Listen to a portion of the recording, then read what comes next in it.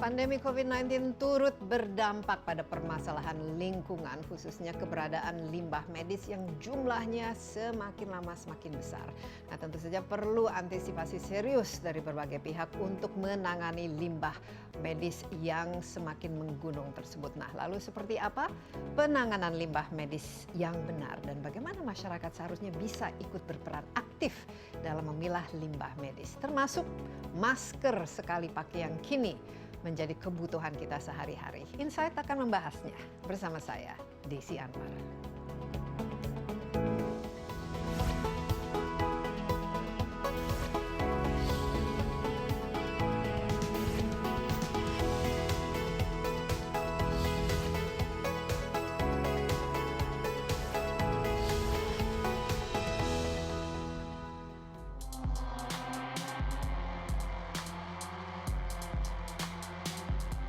Jumlah sampah medis selama pandemi meningkat.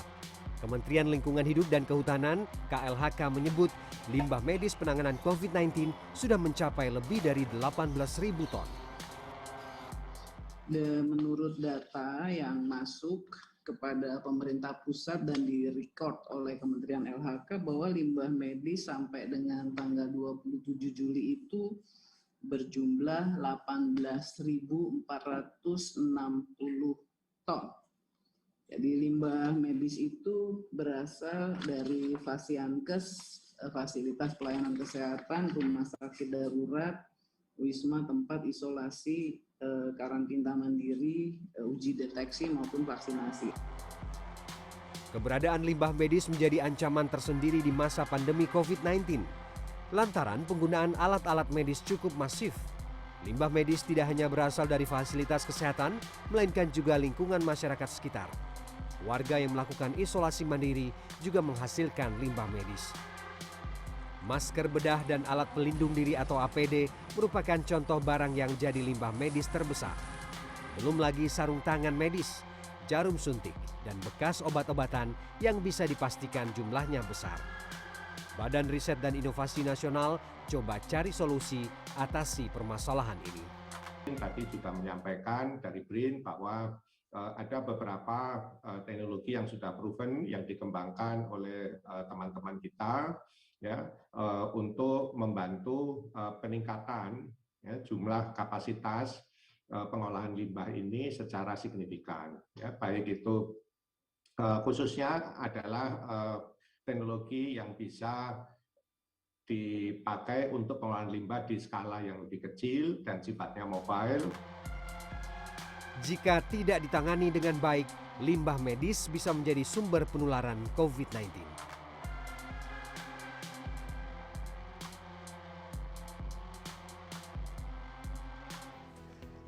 Pemerintah sudah menyatakan jumlah limbah medis penanganan COVID-19 di beberapa daerah itu meningkat 5 hingga 10 kali lipat. Nah, ini terjadi pada periode khususnya bulan Maret sampai Juli tahun ini. Dan sampah medis COVID-19 ini sendiri tergolong dalam limbah bahan berbahaya beracun atau B3. Sudah bersama saya melalui Zoom Kepala Badan Riset dan Inovasi Nasional atau BRIN, Laksana Tri Handoko, untuk membahas apa-apa saja cara kita menangani limbah medis dan inovasi-inovasi apa saja yang perlu kita lakukan untuk menangani ini semua. Pak Laksana Tri Handoko itu Pak LTH ya biasanya akrabnya dipanggil. Pak LTH boleh. Sehat ya? Terima kasih. Ya, terima kasih Bu Desendra. Iya, Pak LTH ini baru menjabat sebagai Kepala Badan BRIN ya, Badan Riset dan Inovasi Nasional sejak akhir April dan selama ini berada di LIPI. Dan tentu saja ya Pak LTH, kita bicara mengenai limbah medis. Kalau tidak salah Indonesia ini sekarang setiap hari memproduksi sekitar 383 ton limbah medis. Nah, ini semua kan harus ditangani sebelum menjadi bom ya, polusi yang nanti tidak bisa dikendalikan. Apa-apa saja kira-kira inovasi maupun kebijakan yang mendukung untuk menangani limbah medis ini? Silakan Pak LTH. Ya, terima kasih. Jadi limbah medis, yang disebut limbah medis itu ada berbagai macam ya. Gitu. Jadi dan ini semua sudah ada regulasinya oleh Kementerian LHK. Ya. Nah, tetapi di dalam limbah medis itu, jadi yang sekarang tadi disampaikan pertambahan yang sampai 10 kali lipat itu sebagian besar disebabkan oleh limbah yang berasal dari penanganan COVID-19. Khususnya yang paling besar itu adalah APD dan masker. Gitu ya. Jadi bukan limbah medis yang konvensional yang biasanya dihasilkan oleh rumah sakit, di mana di situ ada obat dan sebagainya. Nah, kita di BRIN itu kami fokus pada yang terkait dengan kenaikan limbah medis akibat COVID-19, lebih khusus lagi itu terkait dengan APD dan masker. Gitu. Mengapa kita harus melakukan ini? Karena ini tidak dihasilkan oleh rumah sakit saja. Justru sebagian besar dihasilkan di rumah tangga, di level pemukiman. Gitu. Nah, kalau yang di level rumah sakit itu regulasinya sudah sangat jelas. Biasanya sudah ada mekanisme apakah diproses di rumah sakit memakai insinerator, ataukah dibawa oleh penyedia jasa yang tersertifikasi oleh KLHK ke tempat pengolahan limbah medis yang khusus. Karena limbah medis itu basically tidak boleh masuk ke tempat pembuangan akhir sampah yang biasa itu, tidak boleh. Ya. Gitu. Nah, yang problem adalah yang di masyarakat ya. Gitu. Nah, ini hal yang baru karena umumnya yang disebut limbah medis itu yang dari rumah sakit itu. Nah, bagaimana menangani khususnya yang berasal dari masyarakat, teknologi apa yang cocok untuk penanganan limbah di level komunal, itulah sebenarnya yang menjadi fokus riset teman-teman kita di BRIN. Iya, Pak. Gitu. Jadi mengapa mereka ya. Dan ini memang sangat penting, apalagi kalau kita misalnya setiap hari menggunakan masker yang sekali pakai, dan tentu saja setiap orang setiap hari membuangnya dan biasanya membuang ke tempat sampah. Mungkin Pak LTH bisa memilah-milah ya, tadi ada APD, dan APD ini kan tentu apakah misalnya ada APD, ada masker, bahkan ada sarung tangan juga, atau swab dan lain sebagainya. Mungkin kita bisa pilih juga yang mana yang perlu dimusnahkan, yang mana yang bisa didaur ulang, dan yang mana yang mungkin pengolahannya itu berbeda lagi. Ya, jadi ini yang sebenarnya masih dalam diskusi kami dengan Kementerian LHK, karena berbasis pada regulasi saat ini, seluruh limbah medis, ya, seluruh limbah medis yang dikategorikan limbah medis itu adalah limbah B3. Ya, dikategorikan limbah B3 yang harus dilakukan penanganan memakai insinerator dengan suhu di atas 800 derajat Celcius. Gitu ya, secara gampangannya begitu. Nah, padahal penambahan jumlah yang signifikan tadi seperti yang saya sampaikan itu sebenarnya sebagian besar disebabkan oleh APD dan masker. Ya, karena setiap orang katakanlah pakai masker satu kali, ya sehari katakan satu kali, 100 juta manusia Indonesia itu sudah berapa banyak begitu ya. Dan ini tidak mungkin ditangani seperti halnya limbah medis rumah sakit yang memang secara sistem sudah pasti terkumpul gitu ya. Nah, di sisi lain teman-teman kita melihat bahwa limbah APD dan masker itu sebagian besar komponen pembentuknya itu adalah plastik ya, PP, polipropilen. Gitu. Sehingga itu sebenarnya berpotensi dilakukan daur ulang. Dan terlebih berbeda dengan limbah medis umumnya ya, yang ada sisa obat dan sebagainya. Kalau untuk APD dan masker ini ya sesuai karakter dari virus SARS-CoV-2 yang sudah kita ketahui, itu sebenarnya dipanaskan di atas 60 derajat Celcius virus itu sudah mati. Gitu ya, atau diberi deterjen sedikit ya, di sabun itu saja sudah mati sebenarnya ya. Itu karakter virus secara umum kan seperti itu ya. Gitu. Jadi sehingga memiliki potensi untuk dilakukan daur ulang. Nah, teknologi daur ulang itulah yang kemudian salah satu ya yang dikembangkan oleh teman-teman kita. Ya, seperti apa kira-kira teknologinya Pak LTH dan dengan siapa-siapa saja kerjasamanya? Ya, jadi begini, jadi teman-teman itu melakukan dua pendekatan. Jadi yang pertama itu adalah pengolahan limbah medis. Mereka mengembangkan teknologi untuk pengolahan limbah medis yang berbasis pembakaran ya, insinerator seperti konvensional, tetapi yang skalanya sangat kecil dan mobile, portable gitu. Sehingga bisa dilakukan di level pemukiman, di level kelurahan misalnya begitu ya. Gitu. Karena kalau tidak kan kalau kita harus menyuruh semua orang mengumpulkan terus kemudian nanti dibawa ke pusat pengolahan insinerator ya yang memakai insinerator skala besar tentu akan sangat mahal dan berpotensi bocor kececeran di mana-mana yang malah membahayakan gitu. Nah, kemudian yang kedua itu tadi yang disampaikan oleh Bu Desi Anwar bahwa apakah tidak bisa didaur ulang, gitu ya? Karena itu ada polipropilen. Nah, itu teman-teman kami mengembangkan dua teknologi. Jadi yang satu itu peletisasi, jadi basisnya ada dilelehkan kembali, kemudian dibentuk menjadi pelet untuk kemudian bisa manfaatkan ya pelet biji plastik itu menjadi misalnya jadi pot, jadi begitu ya. Gitu. Nah, teknologi yang lebih maju lagi yang disebut rekristalisasi. Kristalisasi. Gitu. Kalau itu dia tidak rekristalisasi. Ya, nah itu akan bisa didapatkan. Jadi tanpa pemanasan itu akan bisa didapatkan kristal biji plastik PP-nya secara utuh ya. Gitu, yang murni. Sehingga itu bisa diolah kembali menjadi produk-produk yang bahan bakunya adalah dari polipropilen misalnya. Ya, jadi itu akan memiliki nilai jual yang sangat tinggi juga. Ya, ada nilai tambahnya nanti. Pak LTH kita break sebentar, tapi jelas ada beberapa teknologi dan beberapa macam ya penanganan limbah medis ini supaya semuanya bisa tertangani dan apalagi kalau ini semua bisa ada didaur ulang ataupun juga bisa ada nilai tambahnya lah yang bisa digunakan setelah itu. Kita tetaplah bersama Insight with Desi Anwar, kami akan segera kembali.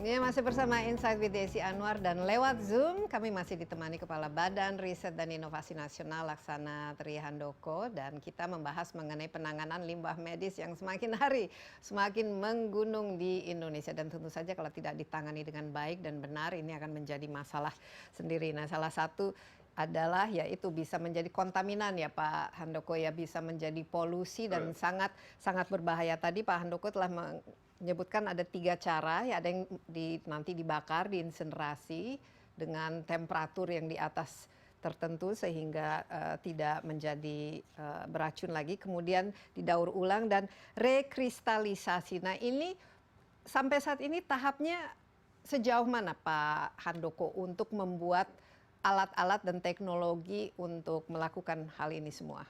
Dan bekerja sama persisnya dengan siapa dan kira-kira anggaran yang dibutuhkan? Ya, jadi kalau untuk insinerator skala kecil yang sifatnya portable itu ada tantangan tersendiri memang.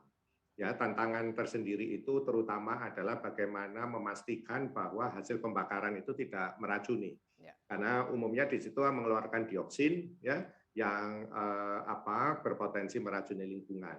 Itu kalau di insinerator yang skala besar ya di memang tempat pengolahan limbah khusus itu memang ada prosedur tertentu. Tapi kalau kita mengembangkan yang kecil, kemudian di pemukiman kan tentu itu harus dipikirkan ya. Nah, itu salah satu teknologi kuncinya itu ada di situ. Jadi itu berbasis plasma, memakai teknologi reaktor plasma ya kecil begitu diletakkan di atas di pembuangan akhirnya, di cerobong pembuangan akhirnya sehingga bisa diperoleh udara yang jauh lebih bersih dengan kadar dioksin yang sangat rendah ya. Nah, teknologi itulah yang sebenarnya sudah ini ada prototipnya Pak Handoko, apakah sudah ada prototipnya?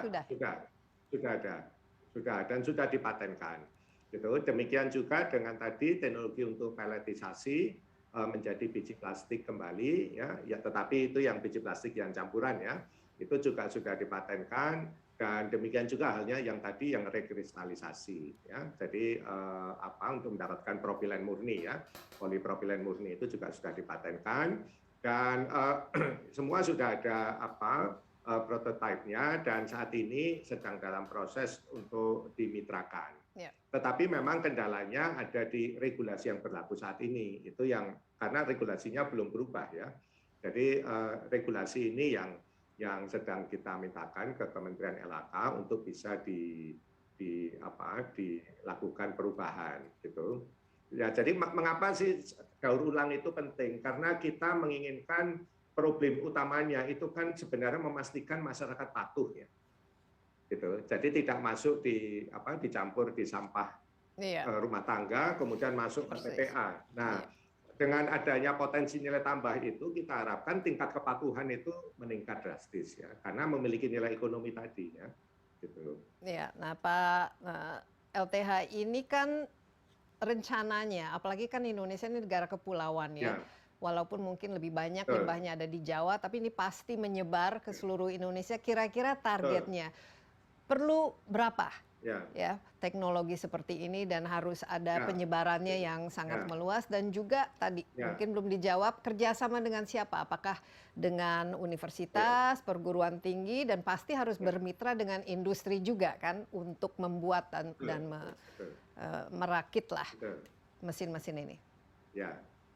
Ya, jadi seperti data yang dikeluarkan oleh Kementerian LHK, jadi di Indonesia itu kita baru sedikit sekali memiliki pusat pengolahan limbah medis. Ya, itu kalau yang berizin itu seingat saya baru ada 20 ya, gitu dan hampir semua itu ada di Pulau Jawa, gitu.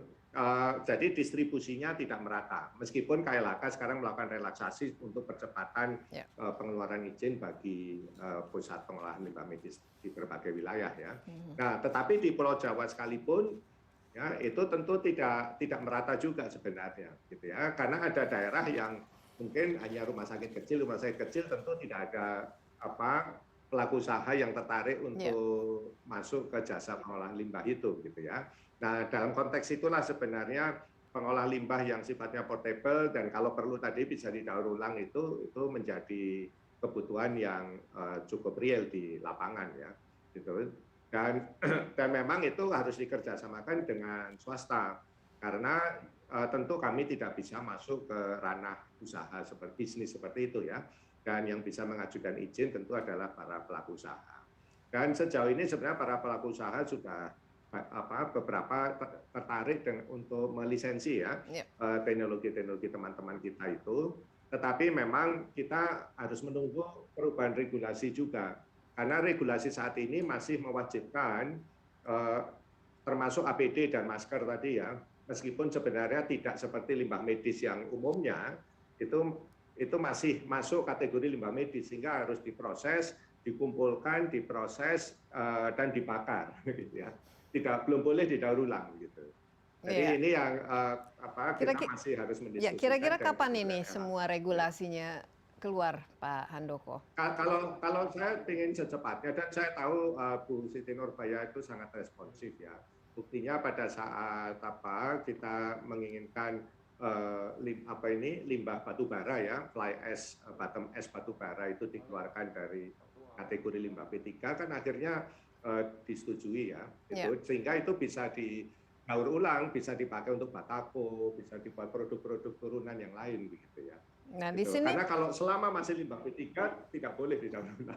Iya, pastilah, pasti. Karena ini kan dianggap bahan beracun ya dan harus ditangani dengan khusus. Betul. Tapi peran memang aslinya ini peran BRIN itu sendiri dalam hal ini sebagai apa? Lebih ke fasilitator ya Pak Handoko?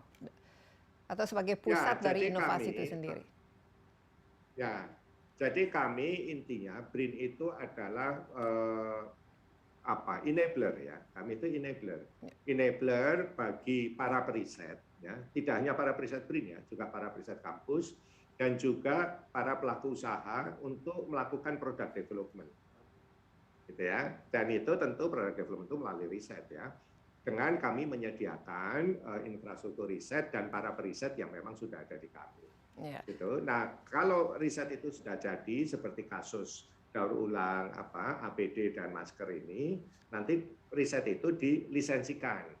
Kami selalu membuat relasi begitu sehingga kami tidak akan masuk ke proses bisnis ke tahapan bisnisnya. Tahapan bisnis itu harus menjadi ranah dari pelaku usaha ya. karena itu akan membuka peluang ekonomi baru kan. Yep. Gitu. Jadi itu yang menjadi ranah para pelaku usaha dalam bentuk teknologinya kita lisensikan ke mereka. Gitu. Nanti kemudian kita akan dapat royalti yang kita setorkan ke negara, 60%, 40% kita berikan ke perisetnya. Ya, nah ini Gitu. kan limbah. Jadi itu relasi yang selalu kami. Ya, dan limbah medis Ya. yang berkaitan dengan COVID ini kan merupakan sesuatu yang baru ya Pak Handoko. Kira-kira jumlah dari inovasi yang berkaitan dengan ini yang keluar sampai saat ini ada berapa? Ada berapa yang penemuan dan berapa yang sudah dipatenkan dan berapa yang sudah dilisensikan? Ya. Jadi yang sudah dipatenkan itu setidaknya yang dalam catatan saya itu tadi yang 3 itu ya, insinerator portable dengan plasma, kemudian daur ulang APD dan masker untuk dengan peletisasi, daur ulang APD masker dengan teknologi kristalisasi. Nah, kemudian ada juga alat penghancur jarum suntik ya, itu juga sudah dipatenkan dan bahkan sudah dilisensi kalau itu ya, dengan salah satu perusahaan di Bandung, dan itu juga sudah masuk e-katalog di LKPP ya, sehingga bisa diadakan oleh Kementerian Kesehatan dengan mudah begitu. Kalau yang jarum suntik itu, karena jarum suntik itu juga limbah medis ya, itu sama juga gitu, jarumnya ya, karena jarumnya yang langsung bersentuhan dengan manusianya kan, yang berpotensi menularkan virus yang infeksius tadi ya, itu bisa didaur ulang ya, jarum suntiknya menjadi stainless steel kembali gitu, dan alatnya kecil ya, itu alatnya sangat kecil, portable ya, bisa dipakai untuk para dokter, vaksinator dan sebagainya. Baik. Nah, kurang lebih 4 itu saat ini yang sudah keluar paten dan yang sudah dilisensi 1, yang 3 ini dalam proses dengan mitra, tapi mitra sudah ada, tapi ya mereka menunggu regulasi ya, karena kalau regulasi belum diubah mereka nggak bisa. Semoga regulasinya bisa keluar dengan cepat karena ya setiap hari kan limbah ini akan semakin menumpuk ya. Pak LTH, kita break sebentar, tapi jangan kemana-mana dulu. Insight with Desi Anwar akan segera kembali.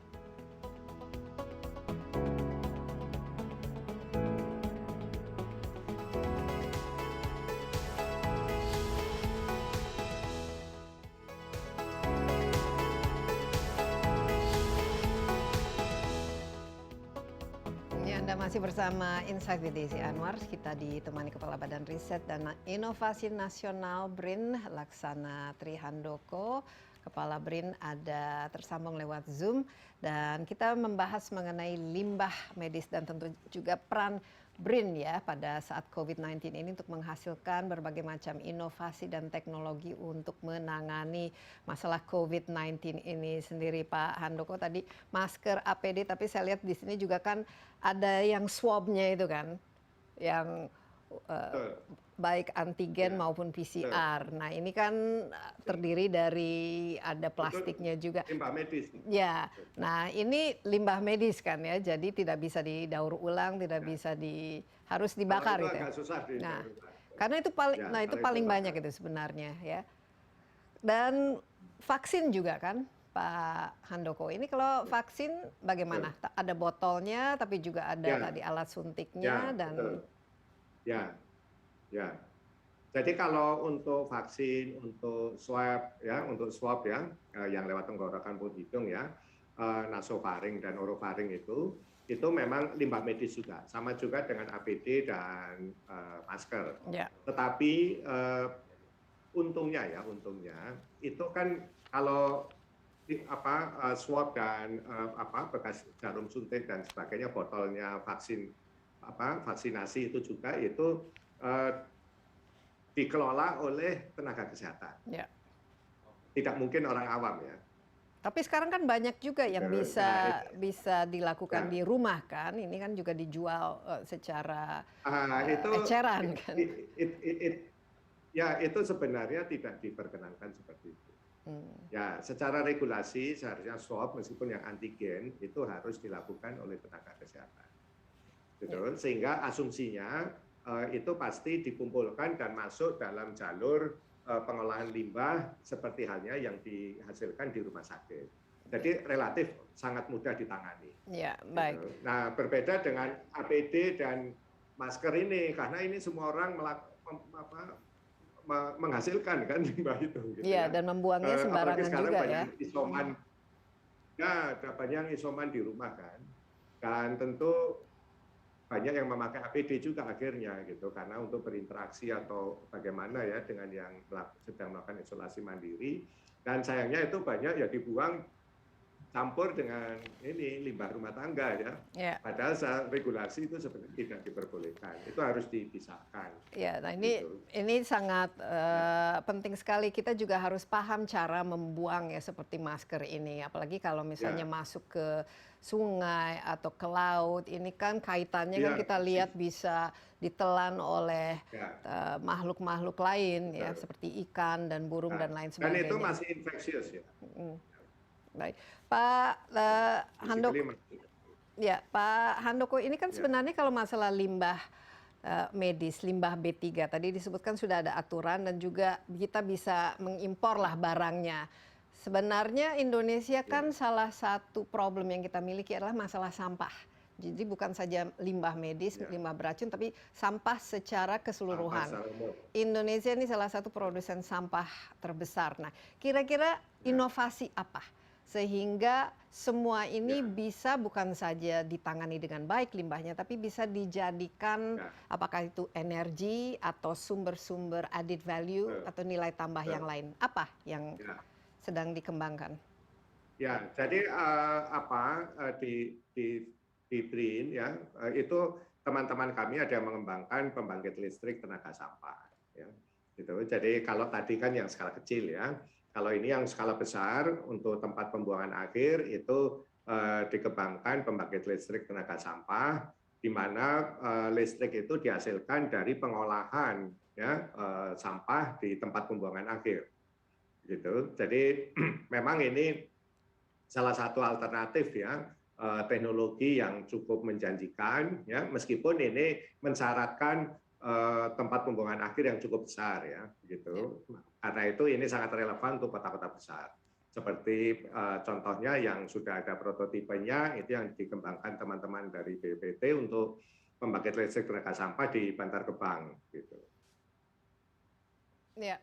Dan kalau berkaitan dengan COVID ini, saya lihat juga BPPT cukup banyak yang mengembangkan produk-produk yang berkaitan dengan COVID-19 seperti ventilator dan juga membuat antigen atau reagen untuk PCR dan lain sebagainya. Kira-kira kalau sampai saat ini ada produk-produk ini bagaimana?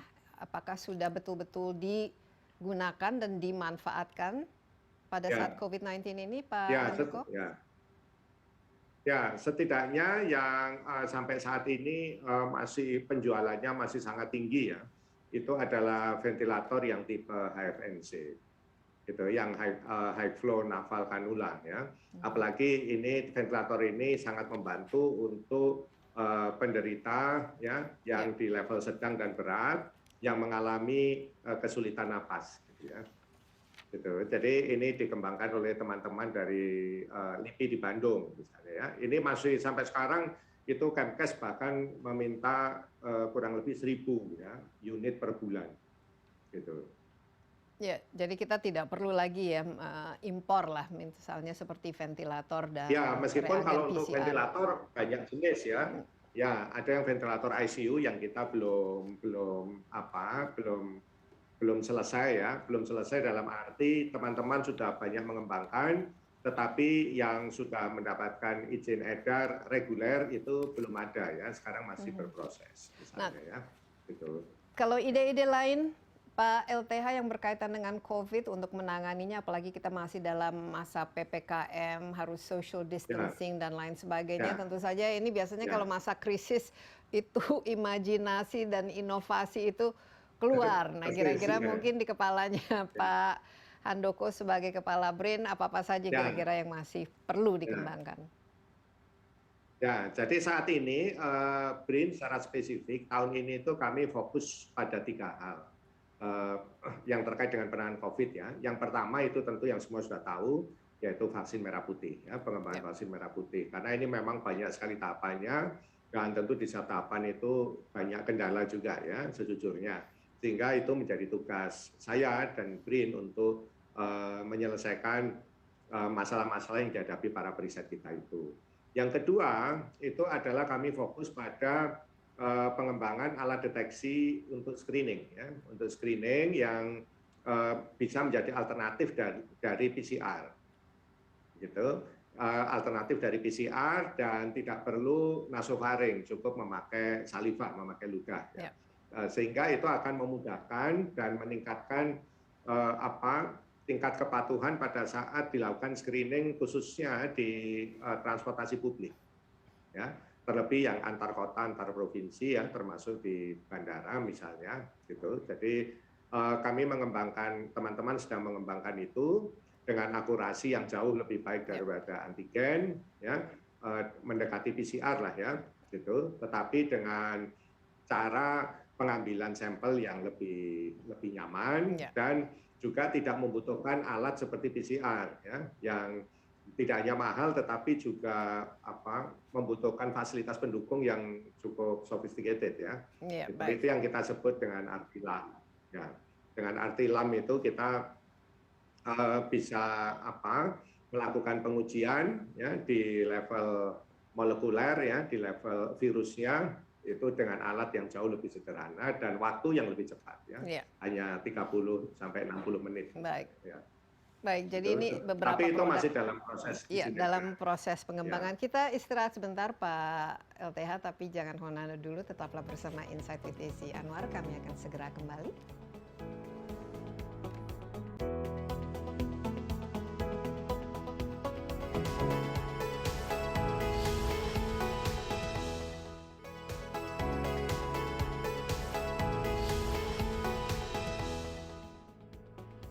Kembali bersama Insight with Desi Anwar. Lewat Zoom saya ditemani Kepala Badan Riset dan Inovasi Nasional atau BRIN dengan Laksana Tri Handoko, dan kita membahas mengenai masalah limbah medis tapi juga mengenai kebijakan BRIN sejak badan ini menjadi badan yang otonom nih Pak LTH. Kalau dulu kan seperti kita ketahui dan saya sering berbincang dengan yang dulu Pak Menristek ya, BRIN. Dulu BRIN ini kan di bagian dari Kemenristek dan BRIN, tapi sekarang menjadi badan yang otonom dan di bawah langsung presiden dan di situ bermitra atau inilah seperti payung dari berbagai macam lembaga riset, apakah itu LIPI, kemudian BPPT, Batan, Lapan dan lain sebagainya. Mungkin bisa cerita sedikit Pak Handoko, kira-kira bagaimana dengan berada langsung di bawah presiden dan juga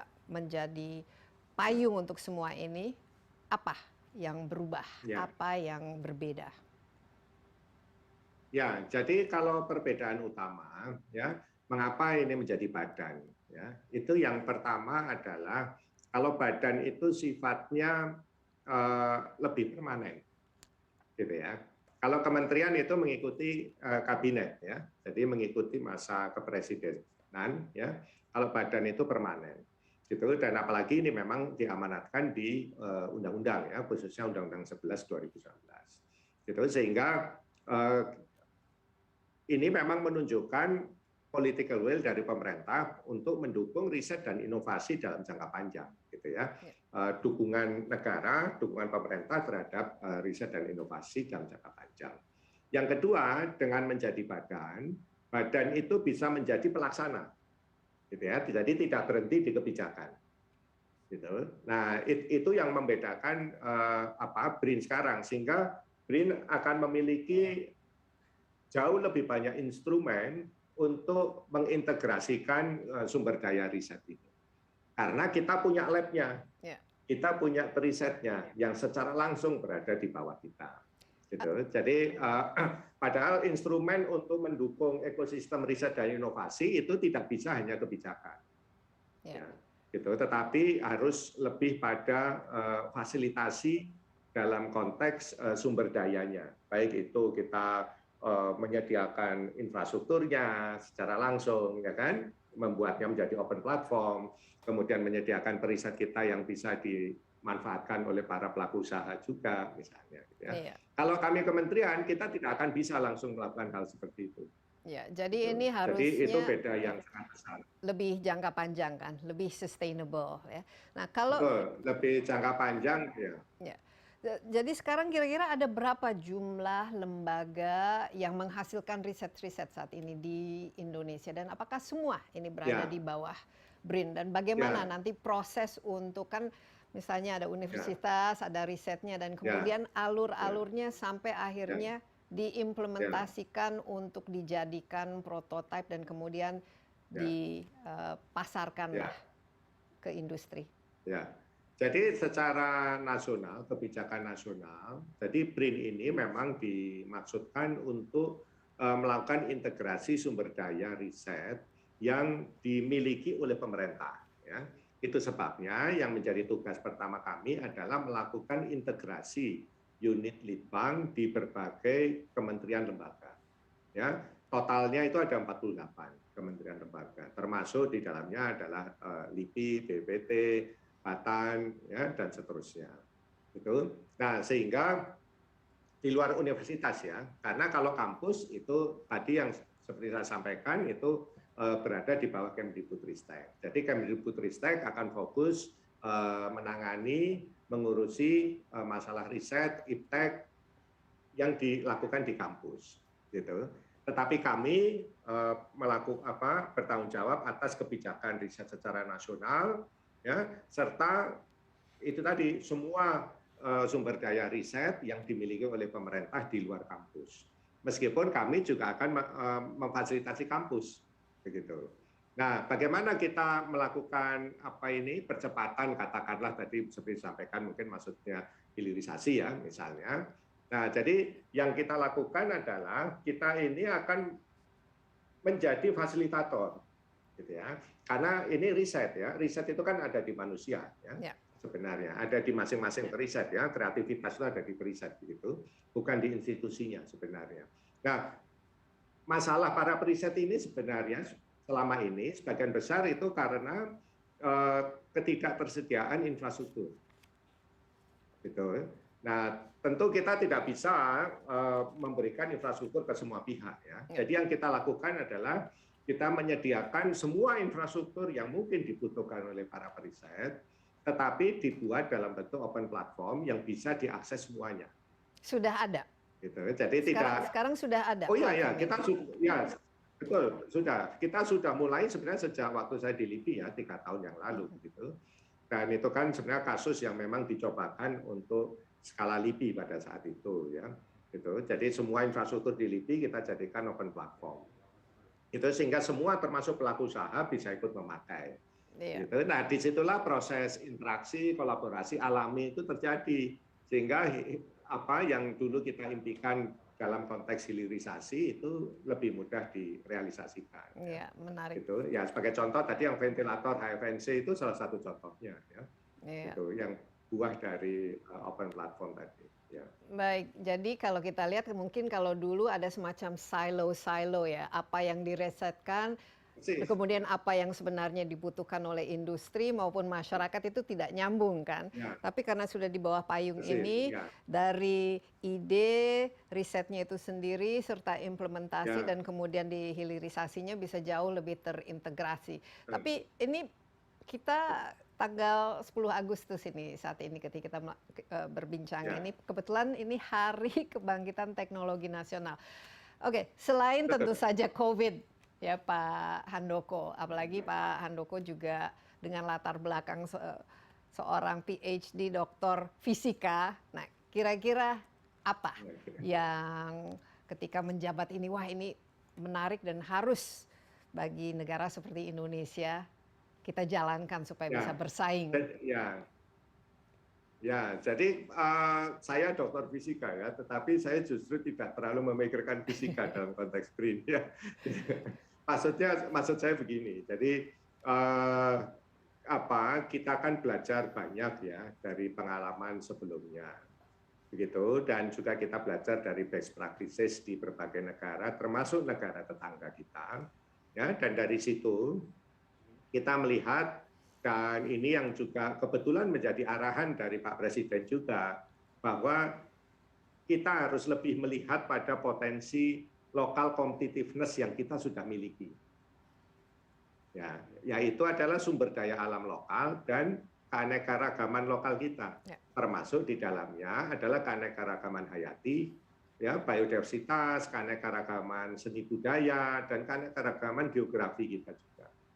Nah, kita diharapkan untuk memberikan nilai tambah melalui intervensi iptek, teknologi juga, ya, supaya apa yang sudah kita miliki itu punya nilai tambah yang tinggi. Gitu.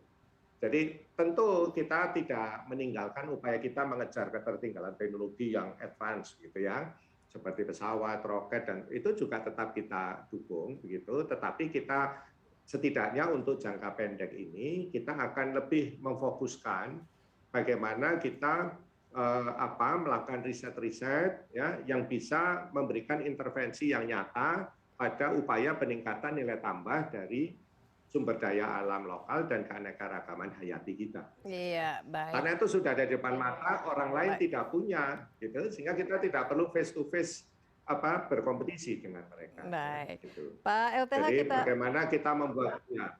ya, kita break sebentar, tapi kita masih ada satu segmen mungkin khusus Baik. untuk membahas ini, kira-kira seperti apa saja produknya yang dihasilkan ya, dengan apalagi kita melihat segala macam kekayaan, baik itu keanekaragaman hayati maupun biodiversitas yang kita miliki. Tapi tetaplah bersama Insight with Desi Anwar, kita akan kembali.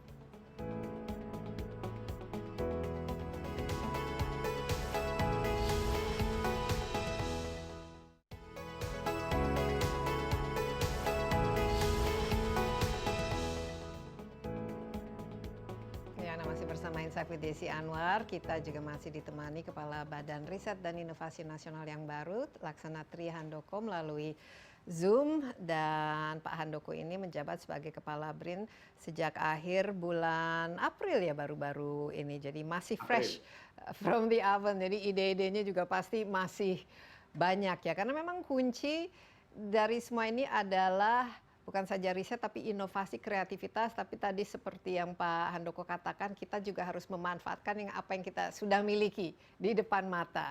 Disinilah kita bisa berkompetisi, memanfaatkan apa yang kita miliki dan orang lain tidak memiliki. Mungkin bisa lebih spesifik lagi. Kalau saya sendiri di luar kepala, apalagi dengan adanya COVID ini yang berkaitan dengan kesehatan. Kita kan lihat di sini semua orang, wah ada misalnya yang herbal, tumbuh-tumbuhan dan lain sebagainya. Mungkin dari Pak Handoko kira-kira top 3 low hanging fruit yang betul-betul kita bisa pasarkan dan juga bisa memberikan nilai tambah yang kita inginkan. Apa-apa saja produknya? Ya, jadi seperti yang disampaikan Bu Desi Anwar ya, jadi kita memang khususnya salah satunya ya, itu akan fokus pada pemanfaatan biodiversitas kita, ya, terutama untuk kesehatan. Gitu, dan peluang itu sangat besar, gitu. Nah, setelah sejak saya waktu Pak Lipi saya sudah bisa memahami ternyata memang problem itu ada di tengah-tengah, gitu ya, di tengah-tengah. Kalau perisetnya berhenti di riset lab ya sampai uji in vitro, kalau farmasi kita itu tidak sampai masuk ke sebelum produksi massal, gitu ya. Dan itu tidak ada yang salah dengan kedua pihak itu, gitu. Masalahnya hanya kita tidak ada yang punya yang di tengah-tengah ini, ya kan? Siapa yang akan membawa hasil uji in vitro ini melakukan uji praklinis dan klinis awal untuk supaya membuatnya menjadi memang betul-betul terbukti, scientifically well proven dan bisa memenuhi standar regulator. Gitu. Nah, inilah yang salah satu menjadi target awal kami. Jadi mulai tahun depan kita akan melakukan program khusus ya untuk percepatan kandidat ya, kandidat istilah saya secara umum obat gitu ya, sebenarnya itu fitofarmaka ya namanya. Jadi kandidat obat ya yang berasal dari bahan alam lokal kita. Gitu. Jadi kita akan melakukan percepatan itu, membentuk tim yang khusus melakukan benar-benar hanya di aspek itu, bukan di aspek risetnya ya. Gitu. Dengan meminta potensi kandidat dari berbagai periset baik di BRIN maupun di berbagai kampus ya. Karena saya tahu persis banyak yang melakukan itu, tetapi semua berhenti di lab ya, gitu. Jadi itu yang akan kita lakukan kurang lebih saya targetkan ada 30 formula ya. 30 yang mungkin formula. akan kita ujikan 30 ya selama tahun depan, dan memang itu cukup membutuhkan biaya yang tinggi ya, biaya yang tinggi, tetapi dengan konsolidasi anggaran dan sumber daya yang ada di BRIN saat ini itu menjadi tidak terlalu berat ya sejujurnya gitu ya. Jadi memang itu tidak mungkin dilakukan kalau tidak ada seperti BRIN gitu ya. Jadi karena itu kurang lebih memerlukan 150-200 miliar ya. Ini Gitu. semua Tetapi kalau ini dari semua sisi dari bisnis, BRIN, bisa diberikan oleh BRIN 200 ya, miliar ini khusus. kalau itu harus BRIN, ya, termasuk infrastrukturnya, karena kami sudah memiliki infrastruktur itu sebenarnya. Ya. Kalau total Sebagian anggaran besar yang ada di dikelola sini. oleh BRIN, total anggaran ataupun funding pendanaan ya. yang di bawah BRIN sendiri ada Kalau berapa? total anggaran itu sampai saat ini itu karena ini masih berjalan ya proses pembahasan anggaran dengan DPR. Kalau di pembahasan terakhir bulan Juni lalu itu sekitar 6,6 triliun. Gitu. Dan kita berharap masih akan ada penambahan karena ini proses integrasi masih berjalan ya, integrasi program dan anggaran dari yang lain gitu. Jadi totalnya saya harapkan bisa ya setidaknya sampai 8 triliun.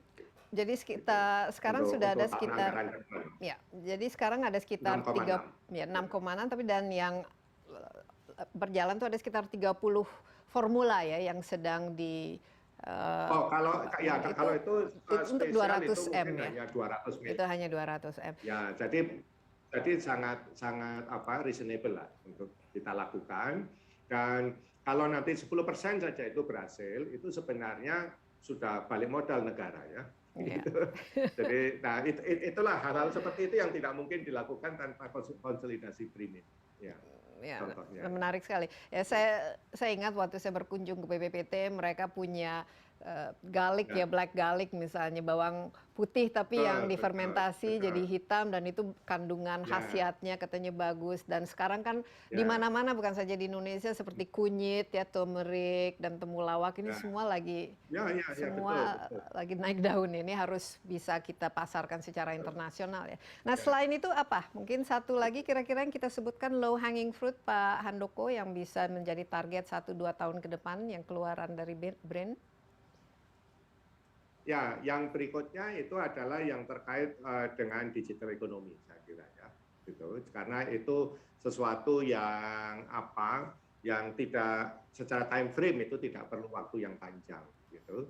Dan kebetulan di BRIN ini kami cukup besar memiliki kapasitas istilahnya itu computing power ya, yang bisa kita sediakan, kita buka juga untuk para pelaku usaha. Jadi sebenarnya selama ini juga sudah cukup banyak ya, dan saya harap itu akan bertambah lagi. Misalnya para teman-teman anak-anak generasi muda kita yang mau masuk ke dunia animasi, dunia visualisasi, ya kan? Itu banyak sebenarnya memanfaatkan infrastruktur yang ada di kami, gitu. Dan infrastrukturnya juga, yang tercanggih kan kalau harusnya kan?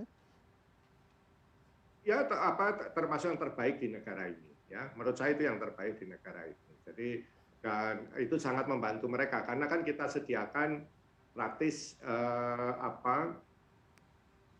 sangat murah lah ya. Gitu. Jadi karena memang itu sisa pemakaian ya dari computing power yang ada itu yang memang kita buka gitu. Selain itu kita juga banyak melakukan bioinformatika ya. Jadi untuk mencari kandidat-kandidat ini kembali lagi tadi ke biodiversitas ya, kandidat-kandidat potensi senyawa-senyawa baru ya, kemudian potensi kombinasi untuk obat-obat baru, jadi drug discovery ya melalui bioinformatika. Gitu. Karena kita itu memiliki 30.000 spesies loh ya di daratan saja. Dari 30.000 itu hanya tidak lebih dari 50 yang sudah jadi fitofarmaka, jadi obat ya. Iya, dan selama sehingga ini kita potensi untuk mencari ya. Jadi itu banyak sekali potensi yang sama sekali belum tereksplorasi. Itu belum yang di dalam laut ya. Di laut. Gitu. Jadi sebagai contoh ada juga grup riset yang sedang mengembangkan dengan mitra farmasi dari luar negeri obat kanker ya, memakai mikroba yang ada di Teluk Jakarta misalnya. Gitu. Itu sangat menarik sekali. Gitu. Iya.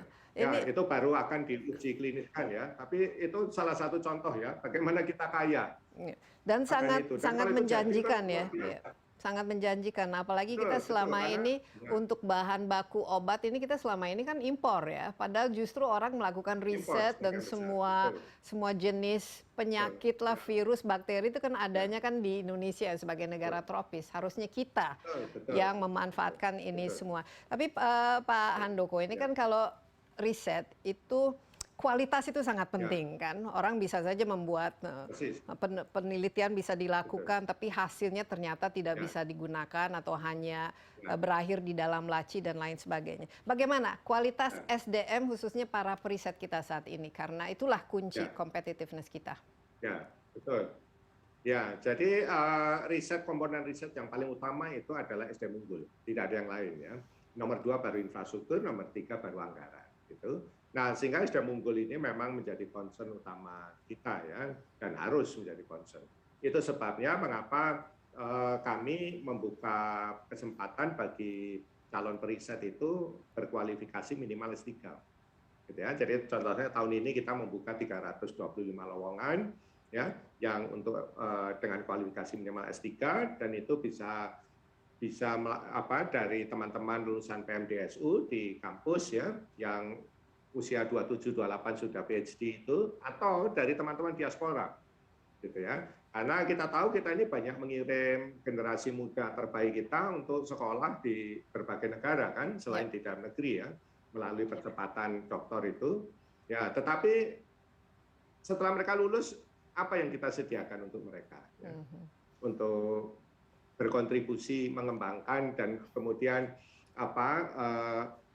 memberikan kontribusi ke negara, ke bangsa kita melalui ilmu yang dia miliki itu. Nah, itulah salah satu yang juga menjadi target utama kami saat ini, Pak BRIN itu dengan semua infrastruktur yang kita miliki, mereka kalau bergabung di BRIN itu otomatis atau ya mudahnya mereka punya mainan ya. Untuk bisa melakukan sesuatu, melanjutkan passionnya, dan kita harapkan dia akan bisa matang sebagai periset yang mampu berkompetisi secara global. Iya, Gitu. jangan sampai mereka ya, brain drain ya. Mereka lah.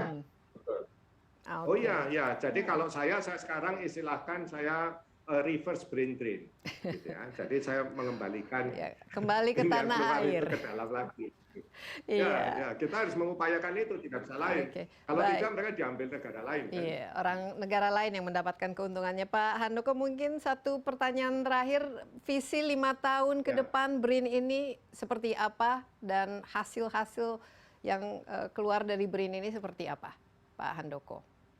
Ya, terima kasih. Jadi kalau BRIN kami sudah diamanatkan dengan 3 arah dan 7 target ya, gitu. Dan kalau secara dari sisi ekonomi dan pembangunan real itu kita memang diharapkan berkontribusi pada dukungan untuk ekonomi digital, ya, ekonomi hijau dan ekonomi biru, gitu ya. Jadi digital green blue economy, gitu. Karena ya itu tadi yang basisnya sumber daya alam lokal dan keanekaragaman yang kita sudah miliki tadi.